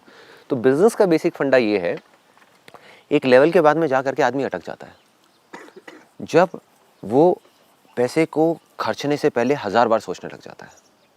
सपोजिंगली अगर मेरा एक रेस्टोरेंट है और मैं ये सोचने लग जाऊँ कि यार जो केला है वो 2 रुपये का भी आता है, तो 10 रुपये का केला क्यों यूज़ करना है? तो 8 रुपये अल्टीमेटली तो नाली में बह रहा है ना। किसी को पता नहीं कि ये 8 रुपये मतलब केले में फ़र्क नहीं पता लगने वाला 2 रुपये के केले में और 10 रुपये के केले में। बट जो उनका फंडा है, जो मैंने उनसे सीखा और मैं भी अपनी लाइफ में अप्लाई करता हूँ, कि जो चीज़ें नहीं दिखती वो भी बिजनेस में बिकती है, राइट? कि एक डॉक्टर है जो कहता है कि यार मैं अपना ये जो साफ़ सफाई की चीज़ें हैं नहीं करता सफाई, क्या फ़र्क पड़ता है? फॉर एग्जांपल एक डेंटिस्ट है, वो कहता है कि क्लीनलीनेस से किसको पता लगने वाला है कि मैंने 1 महीने पहले साफ़ किया था, 2 महीने पहले या आज किया था, स्टरलाइज उसको किया था या नहीं किया था। तो ये चीज़ें जो पेशेंट आ रहा है उसको नहीं पता लगने वाला, नहीं पता लगने वाला। ये सिर्फ उस डॉक्टर को पता है, उसके ज़मीर को पता है, उसके अंदर के इंसान को पता है, जिसकी वजह से उसका खर्चा भी बढ़ेगा, कॉस्ट भी बढ़ेगी। जब वो स्टरलाइज करेगा, वो सब केमिकल्स को यूज़ करेगा तो पैसा लग रहा है, पैसा नाली में बह रहा है, जिसका किसी को दिख ही नहीं रहा, फिर भी वो पैसा जा रहा है। तो बिजनेस में अगर सक्सेसफुल होना है तो सिर्फ वो चीज़ें मत करो कि लोगों को दिखाने के लिए, ये पैकेजिंग अच्छी कर दी लेकिन अंदर प्रोडक्ट में कूड़ा भर के दे दिया, तब आप बिजनेस में लॉन्ग टर्म में सक्सेसफुल नहीं हो सकते। हो भी गए तो खुश नहीं रह सकते, तो बिजनेस बेकार है, वो एक ढांचे की तरह है, ताश के पत्तों की तरह है। तो अगर बिजनेस में आपको सक्सेसफुल भी होना है, पैसा भी कमाना है और खुश भी होना है, तो आपको ये समझना है कि कुछ ऐसा करना है कि अंदर भी इस चीज़ में my idol is in business and entrepreneurship, it's Steve Jobs. उनका मैंने पढ़ा, मतलब he is a kind of a person, he was a kind of a person जो सिर्फ बाहर से डिज़ाइन पे काम नहीं करते थे। लोग होते हैं शॉर्टकट मारते हैं कि बाहर से एक डिज़ाइन बनाया और चेप दिया किसी को भी उठा करके। ही was a kind of a person कि अंदर जो सर्किट का डिज़ाइन होता था उसमें भी इतना अंदर तक जाते थे, मतलब 1-1 साल 2-2 साल लगा देते थे सिर्फ अंदर के सर्किट को डिज़ाइन करने में कि वो अच्छा लगे। उनकी कंपनी में लोग बोलते थे सर ये तो किसी ने कभी खोलना भी नहीं है ज़िंदगी में सर्किट, तो ये तो सिर्फ हमारे उन लोगों ने देखना है जो टेक्नीशियंस हैं। एक नॉर्मल आदमी जो मैक यूज़ कर रहा है, आईफोन यूज़ कर रहा है, उसको थोड़ी पता अंदर का सर्किट कितना सुंदर है। वो होता था कि नहीं भाई कोई नहीं देख रहा, मैं तो देख रहा हूँ। तो अल्टीमेटली वो क्या कर रहे हैं, अपने पैसे को, टाइम को, सबको नाली में बहा दिया। But he has become the most successful entrepreneur ever. मतलब there is nobody like Steve Jobs in the history of the universe. और मुझे नहीं पता आगे भी कभी कोई आएगा या नहीं आएगा उस लेवल का। मतलब वो उस हद तक चले जाते थे चीज़ों को करने में कि जो नहीं दिख रहा किसी को भी, बट मुझे दिख रहा है तो मैं कुछ भी कर दूंगा। मतलब उन्होंने करोड़ों अरबों रुपया, करोड़ों बहुत छोटा वर्ड है, अरबों खरबों रुपया बहा दिया ऐसी चीज़ें करने में जो आज तक आपको या मेरे को या किसी यूज़र को पता भी नहीं है कि अंदर उन्होंने क्या किया हुआ है, और जिससे कोई फ़र्क भी नहीं पड़ता। अगर वो उसको नहीं भी करते, उसकी डिज़ाइनिंग में, अंदर की डिज़ाइनिंग में दिमाग नहीं भी लगाते, बाहर की भी डिज़ाइनिंग लगाते, तब भी वो आईफोन उतना ही बिकता जितना आज बिक रहा है। बट उसकी वजह से क्या हुआ, उनकी टीम को दिखा अंदर से, उनको खुद को दिखा, तो जिस फेथ की, जिस बिलीफ की मैंने बात करी है बार बार, वो इतना स्ट्रांग हुआ कि उनके चेहरे पे आया कि मैं अल्टीमेटली इस दुनिया का बेस्ट प्रोडक्ट दे रहा हूँ। और जैसे ही वो फीलिंग आई, वो फीलिंग अल्टीमेटली लोगों तक पहुँची, उनको बताने की ज़रूरत नहीं थी। It's not important. ऐसे ही हमारी कंपनी में, मतलब अगर हम कुछ भी करते हैं तो वो फीलिंग का सारा खेल है। ऐसा नहीं कि और लोग नहीं कर रहे हैं स्टॉक फोटोग्राफी का और ये सारी चीज़ें, बट हमारी फीलिंग है जिस वजह से हम नंबर 1 पे हैं। मतलब हम जैसे एक हमारा जो अगर कॉम्पिटिटर है तो वो कहेगा कि यार एक काम करते हैं ना कि इस शॉट के लिए, एक शॉट के लिए ये इतना पैसा क्यों खर्चना है, ये काम तो 2000 रुपये में भी हो सकता है, इसमें ये 20,000 रुपये की इन्वेस्टमेंट क्यों करनी है, भाई कोई सेंस नहीं है। और सामने वाले को पता भी नहीं लगने वाला कि यहाँ पे 20,000 लग गया। तो मेरा सिंपल सा एक जवाब होता है, जैसे फॉर एग्जांपल अगर हमारे शूट होते हैं तो उसमें हम ब्रांडेड से ब्रांडेड कपड़े यूज़ करते हैं, जबकि हम ब्रांडेड यूज़ करने के बाद में लोगो हटा देते हैं, मतलब वो हम लीगली यूज़ नहीं कर सकते। तो एक टी शर्ट जो 50 रुपये की है उसकी बजाय हम 5,000 रुपये की टी शर्ट यूज़ कर रहे हैं जिसके बारे में किसी को पता नहीं लगने वाला। लेकिन मेरा सिंपल सा एक जवाब होता है, हमें तो पता है ना, हमें तो पता है ना हम क्या कर रहे हैं। And that takes things on to a different level altogether. जब वो वाइब्स हमारे अंदर से निकलती है तो जो हमारे क्लाइंट्स होते हैं, जो वो लोग होते हैं, उनको नहीं पता होता ऐसा कुछ हो रहा है, but they feel so attached to the company, they feel like कि यार ये जो है ना, देन वो चिपक जाते हैं। तो जो हमारे क्लाइंट्स हैं उनके लिए इमेजेस बाजार is not just a vendor. अगर आप पढ़ेंगे जा करके हज़ारों मतलब टेस्टिमोनियल्स हैं हमारी साइट पे, यू विल फील दैट कि जो आपके इमोशंस है ना मेरे लिए एज अ पर्सन, वो उन लोगों के इमोशंस है for Images Bazaar. There are lot of people who can't live without Images Bazaar even for a single day. वो जा करके इतने बुरे तरीके से चिपक गए हैं। मतलब अब अगर हम अब अगर किसी वजह से हम बोल दें कि भाई साइट बंद रहेगी 1 हफ्ते के लिए, आई एम श्योर कि हल्ला मच जाएगा कि हो क्या रहा है। मतलब now they are addicted to it. एक जैसे होता है ना कि अगर कोई आदमी कहीं जाता है किसी स्पिरिचुअल गुरु के पास में और वो उसका मन नहीं करता वहाँ से हिलने का, मतलब कि फील लाइक कि यार मैं कनेक्ट हो गया हूँ, बस ये यहीं पे रहूँ मैं तो, जैसे हमारा कर रहा है। हाँ फॉर एग्जाम्पल मे बी। सो ऐसे ही उस स्पिरिचुअल बिजनेस को और स्पिरिचुअलिटी को अगर हम मिक्स कर देते हैं तो बिजनेस ऐसा बन जाएगा कि आपको छोड़ने का मन नहीं करेगा। जो एक होता है कि कस्टमर को सेटिस्फाई करना, ठीक है सेटिस्फाई कर दिया बस बहुत अच्छी बात है, फिर तो बिजनेस हो गया ना। एक है कि उसको डिलाइट करना कि वो एक्साइटेड हो जाए, वो कहे कि ये है। एक है उसको कुछ ऐसा करना which is beyond excitement and which is beyond delight, जो वो एक्सपेक्ट ही नहीं कर रहा, वो सोच ही नहीं रहा कि ऐसा कुछ होगा। The idea is very simple कि कहीं पर भी जा करके अपने को अटकना नहीं है, whether it's mind, body, soul, spirituality, business, entrepreneurship और job, whatever we are doing. As an employee हम हमेशा ये सोचते रहते हैं कि क्योंकि because I have been on the this side also and that side also, so I know कि एज एन एम्प्लॉई हम हमेशा ये सोचते रहते हैं कि हमारा एम्प्लॉयर हमारे लिए ये नहीं करता, वो नहीं करता, ये नहीं दे रहा, वो नहीं दे रहा, अरे इतना और कर दे, उतना और कर दे। बट कितनी बार होता है कि एज एन एम्प्लॉई हम बैठ करके ये सोचते हैं कि हम और एक्स्ट्रा क्या कर सकते हैं। इफ समबडी डज दैट तो believe you me I am on the other side, मतलब that means I am an employer, वो चीज़ दिख जाती है, वो दिख जाती है। जो हम सोचते हैं ना कि नहीं दिखेगा, कि हम तो अकेले में करेंगे, किसी को पता भी नहीं लगेगा, जब बॉस आया देखने के लिए तो सामने दिखाने के लिए बहुत सारी चीज़ें कर दी, वो भी पता लग रहा होता है उसको, बॉस को, कि ये कौन दिखाने के लिए कर रहा है, कौन अंदर से कर रहा है। और जैसे ही वो कनेक्ट बनता है तो वो ज़िंदगी भर का कनेक्ट बन जाता है। ये भी अच्छा हो गया।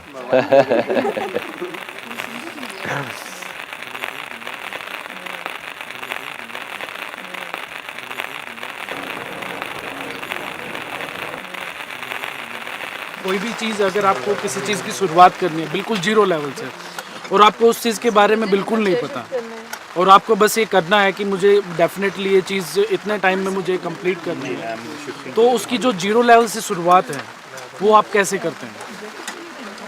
What I do is,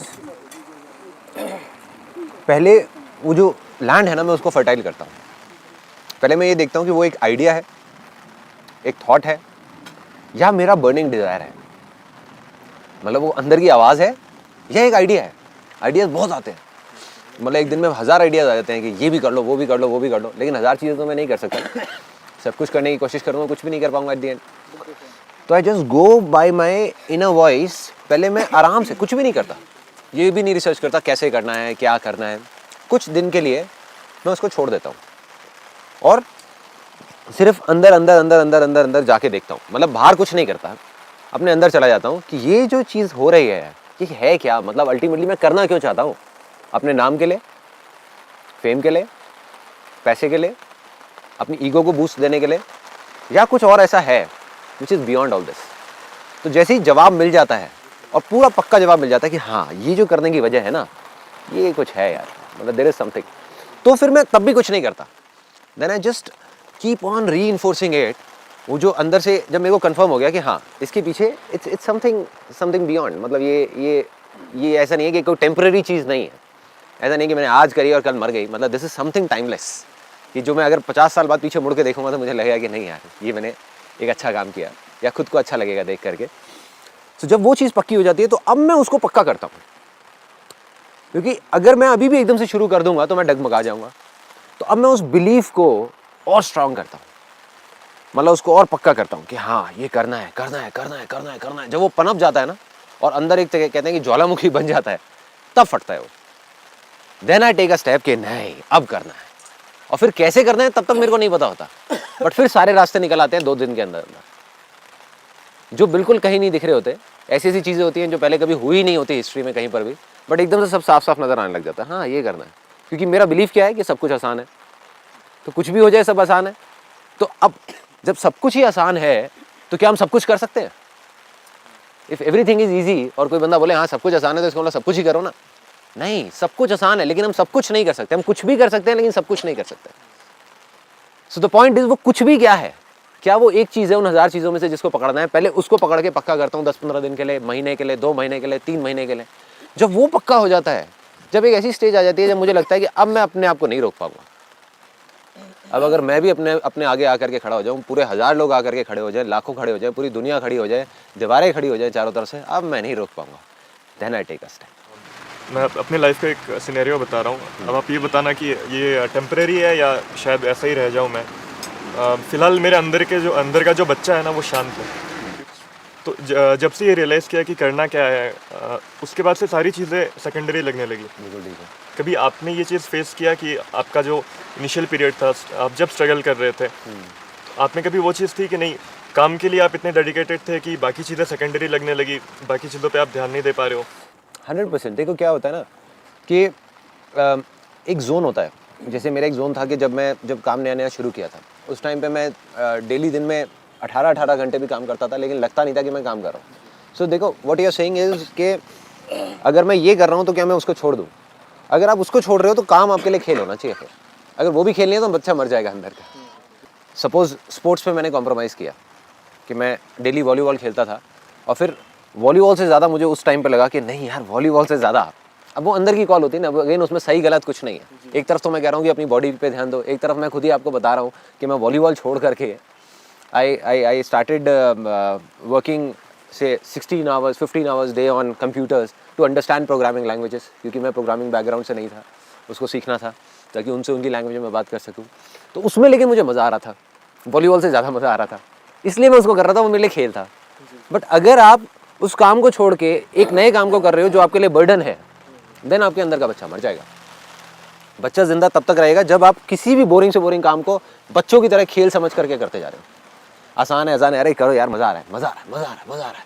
तो मज़ा आना चाहिए कुछ भी आप कर रहे हो, तब आप सक्सेसफुल हो गए। मज़ा आना बंद हो गया, रस आना बंद हो गया, मतलब आपको लग रहा है कि मैं ये काम कर तो रहा हूँ लेकिन ठीक है, बस पैसा कमाने के लिए कर रहा हूँ, then you will be a machine down the line. वो बच्चा मर ही जाएगा, वो जागेगा ही नहीं। मैं इसलिए इतने कॉन्फिडेंस से बोल सकता हूँ, मेरे बहुत सारे दोस्त हैं जिनके अंदर का बच्चा मर गया, क्योंकि उनका क्या हुआ कि उन्होंने ये सोचा कि हाँ, मैं ये भी छोड़ दूँ, वो भी छोड़ दूँ, वो भी छोड़ दूँ, प्लस कुछ ऐसा करूँ जो सिर्फ और सिर्फ, मज़ा तो वहाँ पे था ही नहीं ना, सिर्फ पैसा कमाने के लिए, तो अटक गए। सर, आपने एक चीज़ बोली थी अपने सेमिनार में कि अपनी स्पीच में कि जब मैंने अपना वो प्रोग्रामिंग स्टार्ट किया था तो 8 से 10 दिन मैं ऑफिस में ही रहा था, और मैंने एक टारगेट लिया था कि मैं घर पे नहीं जाऊंगा जब तक वो चीज़ पूरी नहीं हो पाएगी। क्या एक पर्सन को अपने टारगेट पूरा करने के लिए अपने जो बॉडी है उसको तकलीफ़ पहुंचाना चाहिए? अगर आप मेरे से पूछेंगे चाहिए तो मैं कहूँगा नहीं, बट जो फेथ है वो कुछ ऐसी चीज़ें कराता है जो आपके दिमाग से परे है, राइट? हाँ, अब अगर आप कहोगे कि ये करना चाहिए तो मेरे से आप कहोगे नहीं, नहीं करना चाहिए। आप मुझसे कहोगे कि मुझे करना चाहिए तो मैं कहूँगा नहीं करना चाहिए था। आप मुझसे पूछोगे कि मुझे करना चाहिए, मैं कहूँगा नहीं, मत करो। मगर अगर आपके अंदर कुछ ऐसा होगा तो आप मेरी कहाँ सुनोगे यार, मैं किसकी सुनता उस टाइम? मतलब अंदर कुछ और ही था ना, दैट फेथ वाज देयर। अगर किसी क्रिकेटर को आप जा करके कहोगे कि एक दिन में 12 घंटे प्रैक्टिस नहीं करनी चाहिए, आपकी बॉडी खराब हो जाएगी, तो हम सब जा करके उसको समझाएंगे नहीं, बट वो सुनेगा क्या किसी की? He is in a different state. तो उस वक्त आपके मन में क्या था जो आपने डिसाइड किया कि 8 से 10 दिन जब तक वो चीज़ पूरी नहीं हो पाएगी, हाँ, मैं घर पे नहीं जाऊंगा? कुछ भी नहीं था, मतलब एक ही चीज़ थी कि अभी मेरी लाइफ की ये सबसे बड़ी प्रॉब्लम है जो सामने खड़ी हुई है। तो मेरा बस एक ये था कि अब जब तक ये प्रॉब्लम सॉल्व नहीं हो जाती, because that was a turning point, वो मेरी लाइफ की I think one of the biggest problems थी। जब मेरे को ABCD भी नहीं पता थी किसी चीज़ की, प्रोग्रामिंग की, और एकदम से सामने ये चैलेंज आ गया था कि बस अब या तो कंपनी बंद होगी, मतलब वापस बैक टू ज़ीरो, सब चीज़ें हवा में लटक जाएंगी, या फिर अब कुछ करना है। मैंने कहा अब करना है या मरना है। को आपने मतलब अपने फैमिली को सेटिस्फाइड करके फिर विल की चीज़ आप कर रहे हो, आपने कम टाइम में कर ली, लेकिन यदि अभी हम सोचें कि हम वो उस पर ध्यान दें और उसमें टाइम ज़्यादा लग रहा है, तो कहीं ना कहीं ऐसा लगता है रिस्पॉन्सिबिलिटी जो है उससे कहीं ना कहीं। अब वो आपका बिलीफ है, अगर आपका बिलीफ है। अब मेरे को एक बड़ी मज़ेदार सी चीज़ याद आती है। मेरे एक आइडल होते थे, वो हमारे पड़ोस में ही रहते थे, हमारे घर के वहीं पे पास में। I will not take his name, but उनके साथ मैं वॉक करता था और मैं उनको बहुत मानता था। तब मैंने बिज़नेस अपना नया नया शुरू किया था और उनका बहुत बड़ा बिज़नेस था। मतलब उनकी कंपनी में करीबन 50-60 लोग काम करते थे और 25 साल से वो बिज़नेस कर रहे थे, बहुत अच्छे लेवल पे।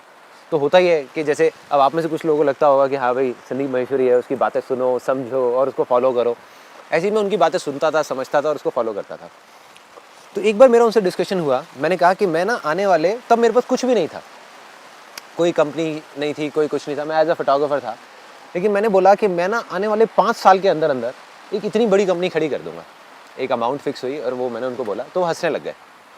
वो कहते बेटा ऐसे नहीं होता, मुझे 25 साल लगे हैं इस कंपनी को बनाने में, तो ये मत सोच कि 5 साल के अंदर अंदर ये चीज़ हो जाएगी, हो ही नहीं सकता, इट्स इम्पॉसिबल। कहते हर चीज़ में टाइम लगता है, मतलब इट विल टेक टाइम। वो उनका बिलीफ था, लेकिन मेरा बिलीफ कुछ और था। और प्लस उन्होंने सारा समझा कि भाई तू क्या करता है, क्या रिसोर्सेस है। मैंने कहा मेरे पास में तो कुछ भी नहीं है, ये नहीं है, वो नहीं है आज, लेकिन मुझे ये पता है कि ये चीज़ होगी। उस टाइम पे कैसे होगी मुझे ये भी नहीं पता था। उस टाइम पे इमेजेस बाजार नाम की चीज़ क्या होगी मुझे पता ही नहीं था, स्टॉक फोटोग्राफी पता ही नहीं था। मैं एक सिंपल फोटोग्राफर था जो जा करके शूट करता था अकेला। बट मैंने उसी टाइम पे उनको बोला, मैंने कहा कि ऐसा कुछ होगा 5 साल के अंदर अंदर, कुछ इतना बड़ा एक इतनी बड़ी कंपनी खड़ी होगी। तो उन्होंने जब मना कर दिया तब भी मेरे अंदर का वो जो बिलीफ था, वो फेथ था, क्योंकि मैंने कुछ और मान लिया था। उनकी जो एक्सपीरियंस था, उनकी जो थिंकिंग थी, उनका माइंड था, वो कह रहा था कि नहीं संदीप नहीं कर पाएगा। मेरा एक्सपीरियंस था, मेरा माइंड था, वो भी कह रहा था कि नहीं कर पाएगा। लेकिन जो अंदर का फेथ था, जो बिलीफ था कि नहीं तू कर जाएगा, कैसे करेगा पता नहीं, और फिर कर गया। एग्जैक्ट जो मैंने टाइम अपना फिक्स किया था कि 5 साल बाद ये चीज़ इतनी बड़ी होगी, ऐसे होगा वैसे होगा, वो चीज़ हो गया। सो अपना जो मांगते हो ना आप, जिसको बोलते हैं ना फेथ, जो भगवान से मांगते हो, थोड़ा सोच समझ के मांगो, क्योंकि जो मांगोगे वही मिलेगा। अगर आप गलती से भी ये मांग रहे हो कि यार कहीं मुझे टाइम ना लग जाए, तो टाइम लगेगा, तो टाइम लगेगा। उस टाइम पीरियड पे रिस्पॉन्सिबिलिटी ऐसे मैं नहीं मानता, लेकिन पेरेंट्स साइड से रहती है कि भाई पहले बीटेक करी, अर्न करो, सेट हो जाओ, शादी करो, मतलब उनका एक प्लेटफॉर्म है। बिल्कुल ठीक है। तो अभी सोच रहे हैं कि अर्न स्टेबल सब होता रहेगा, एक बार मन का कर लेते हैं कुछ एक बार, क्योंकि जब थोड़ा बड़े हो जाएंगे तब मन का करने का कुछ बचेगा नहीं। कोई दिक्कत नहीं है। देखो जो आपके अंदर से आ रहा है ना, मैं बस इतना कह रहा हूँ आपको कि आप जो भी मांगोगे दिल से वो आपको मिल जाएगा। आप ये मांगते हो कि 1 साल के अंदर अंदर मेरा एक ऐसा बिजनेस होगा जो संदीप महेश्वरी से 1000 गुना बड़ा होगा, ठीक है, और साथ में मैं वो भी कर रहा हूँ जो मैं अभी कर रहा हूँ, ठीक है, वो भी बहुत बड़ा होगा। अब अगर आपके मन में डाउट है कि होगा या नहीं होगा, तो नहीं होगा। मगर अगर आपने मान लिया कि ये होगा, तो दुनिया की कोई ताकत आपको नहीं रोक सकती। मेरे जैसे 1000 लोग आकर के आपके सामने खड़े हो जाएं कि नहीं होगा नहीं होगा, लेकिन आप कर जाओगे। कैसे करोगे पता नहीं। मैंने 5 साल मांगा था, आपके ऊपर है, आप 50 साल मांगो या 1 साल मांगो या 5 महीने मांगो, मांगने के ऊपर है, जहाँ पे आपको विश्वास हो सके। ऐसा भी मत मांगो कि हाँ 5 दिन में ही हो जाएगा, तो माइंड एकदम से क्या कहेगा यार ये नहीं हो सकता, और दिल भी एकदम से कहेगा नहीं हो सकता। तो जो आपको रीजनेबल लगे, जहाँ तक आप हजम कर सकते हो, जहाँ तक आपको लग सकता है कि हाँ ये चीज़ हो सकती है, उसको मान लो, उसको बोलते जाओ बोलते जाओ बोलते जाओ बोलते जाओ बोलते जाओ बोलते जाओ। आसान है आसान है आसान है आसान है आसान है आसान है आसान है आसान है, बोलते जाओ पागलों की तरह कि होगा होगा होगा होगा होगा। 4 साल के अंदर अंदर ये भी होगा, ये भी होगा, ये भी होगा, ये भी होगा। जो घर वाले चाहते हैं वो भी होगा, शादी भी होगी, ये भी होगा, बिजनेस भी होगा, और साथ में उस बिजनेस में इतना पैसा भी होगा कि उसको लेकर के मैं इतना बड़ा ये सेटअप करूँगा जो इंडिया का सबसे बड़ा, ये भी होगा। अब अगर आप मान गए तो वो हो जाएगा। ये छोड़ो कैसे होगा, गारंटेड हो जाएगा। मैं भी लिख करके ब्लैंक पेपर पर साइन करके दे देता हूँ, हो जाएगा। दुनिया बोलती है छोड़ दो दुनिया को कि वो क्या बोलते हैं कि होगा या नहीं होगा। बट अगर आप नहीं मान पाए, आपको खुद को मानना है, किसी को मनाना नहीं है। हम गलती क्या करते हैं, हम दुनिया को मनाने निकल जाते हैं। अरे अपने फेथ में आप किसी को कैसे मना सकते हो। आज मेरे अंदर जो सपना है, मैं यहाँ पर अगर बैठ करके आप लोगों को समझाने लग जाऊँ, या आप में से कोई मेरे को अपना सपना समझाने लग जाए, आप मुझे कन्विंस कर सकते हो? You can not convince it. और अगर आप कर सकते हो तो वो सपना ही बेकार है, क्योंकि इसका मतलब आपको पता ही नहीं है कि वो करना क्या है, राइट। मतलब फेथ उसी को कहते हैं ना कि आपको पता ही नहीं है वो कैसे होगा, क्या होगा, बट वो हो जाए। सर एक चीज़ आपने बोली थी कि पागलपन, मतलब अगर कोई आदमी पागल है, अगर लोग बोलना स्टार्ट कर देते हैं ये आदमी पागल हो गया, तो आपने एक चीज़ बोली कि वो सक्सेस है। तो उस पागलपन का मीनिंग क्या है सर? आई एम ग्लैड कि किसी ने ये चीज़ पूछी, बिकॉज पागलपन का मतलब ना लोग ये समझ रहे हैं कि पागलों जैसी हरकतें करो, सड़क पे जाकर के डांस करो और लोग बोलने लग जाएंगे पागल हो गए हो तो आप सही ट्रैक पे हो। दैट डज नॉट मीन पागलपन। मैंने उस तरफ इशारा नहीं किया था पागलपन पे। सपोज जॉब छोड़ के बैठ जाओ, पढ़ाई छोड़ के बैठ जाओ, तो लोग तो बोलेंगे ही पागल हो। अरे तो मैं भी बोलूँगा पागल हो, राइट, क्योंकि आपको फेथ है नहीं, अपनी लैंड को फर्टाइल किया नहीं, और एक्शन पहले ले रहे हो। पहले उस सेशन को समझो तो सही, सेमिनार को समझो तो सही, मैंने किस कॉन्टेक्स्ट में बोला। सबसे पहले लैंड को फर्टाइल किया, मतलब अपनी गंदगी को साफ किया, जो कचरा भरा हुआ था अंदर दिमाग में, बॉडी में, उसको खाली किया, लैंड फर्टाइल हुई। फिर बीज को बोया। उससे भी पहले बीज डिसाइड किया कि बीज कौन सा बोना है, अंदर की आवाज़ सुनी, फिर जाकर के उस बीज को बोया। लोग क्या करते हैं, अंदर की आवाज़ सुनी नहीं, एकदम से स्किप कर दिया। अरे यार मन नहीं कर रहा पढ़ाई करने का। किसका करता है? सब छोड़ दो पढ़ाई। हाँ, सब पूरी दुनिया बोलेगी पागल हो गए हो, तो आप सच में पागल हो गए हो, क्या करोगे, राइट। सो पागल हो गए उस लेवल पे जा करके जब आप कुछ ऐसा मानने लग गए हो, जानने नहीं, शौकिया नहीं, मानने लग गए हो जो और लोग नहीं मान पा रहे, लेकिन आप मानते हो कि वो चीज़ होगी। तब आपको लोग कहेंगे कि आप पागल हो गए हो, तब आप सही ट्रैक पे हो। So the idea is you need to believe in something so strongly that has to be unshakable. एक आदमी ने पढ़ाई छोड़ दी, ड्रॉप आउट होना चाह रहे हैं, वो ये सोच रहे हैं ड्रॉप आउट होके काम हो जाएगा। हाँ? तो अब अगर वो ये कोई आकर के बोलता है कि मैंने पढ़ाई छोड़ दी, बहुत अच्छी बात है आपने पढ़ाई छोड़ दी, अब इसको बड़े ध्यान से सुनना है, यहाँ पे एक बहुत बड़ा मैसेज है। वो यहाँ पर आकर के मेरे पास में बैठता है और मैं उसको बोलता हूँ भाई तूने पढ़ाई तो छोड़ दी, अब तो तू बर्बाद हो जाएगा, तू तो गया, ना तुझे नौकरी मिलने की, ना तुझे घर वाले सपोर्ट करने के, जो सच है, ठीक है, ना अब तू कुछ कर सकता, तू क्या करेगा, तू तो सड़क पे धक्के खाएगा भाई, भीख मांगेगा, और वो डर के बैठ जाए, अबे यार मैं तो गया यार, ये तो सही बोल रहे हैं यार, ये क्या कर दिया मैंने, तो समझ जाओ वो सच में पागल है, राइट? वो पागलपन नहीं है, वो सच में पागलपन है।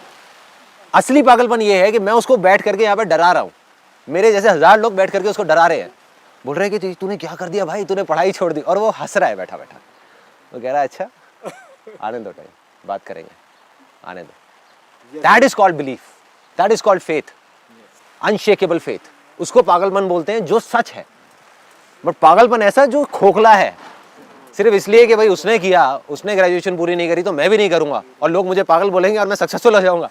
क्या सेंस है, क्या सेंस है? अपने फेथ को पकड़ो, अपने बिलीफ को पकड़ो, then do something which is beyond explanation, but you have strong believe कि अगर वही संदीप महेश्वरी जिसको देख करके तुमने ग्रेजुएशन छोड़ी, वही आकर के कहता है कि यार तुम बर्बाद हो गए, तो उस संदीप महेश्वरी को देख करके हंस के बोलो अरे तू बर्बाद है, छोड़ना, तुझे नहीं पता, तुझे नहीं पता मैं क्या करने वाला।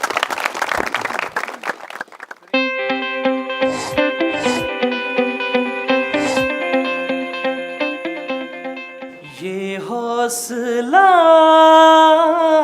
कैसे झुके, ये आरज़ू कैसे रुके, ये हौसला कैसे झुके, ये आरज़ू कैसे रुके, मंजिल मुश्किल तो क्या। पहले अलग जोन था, अब दूसरा जोन है और अब कुछ भी कर सकता हूँ। अभी मैं ये कह सकता हूँ कि आई एम फुल एनर्जेटिक, आसान है, आसान है, आसान है। मेरे अंदर तो बहुत बड़ा ड्रास्टिक चेंज आया। Sandeep Maheshwari is a selfless person, You know, and feel like doing something what he is doing, we can't match with him, but at least something different than what we are doing. Sir की बात करूँ तो मैंने इस अर्थ पे आज तक ऐसा इंसान नहीं देखा। बिल्कुल ऐसा लग रहा है कि सब कुछ बदल गया है। जाके अपने सारे सपने पूरे हो जाएंगे, पूरा विश्वास है। बिना कॉन्फिडेंस के आया था और फुल ऑन कॉन्फिडेंस के साथ जा रहा हूँ। शेयरिंग की फीलिंग को बढ़ाना सबसे ज़्यादा ज़रूरी है। He is a messiah for young generation. I am really fortunate enough to be here. Just one thing, आसान है।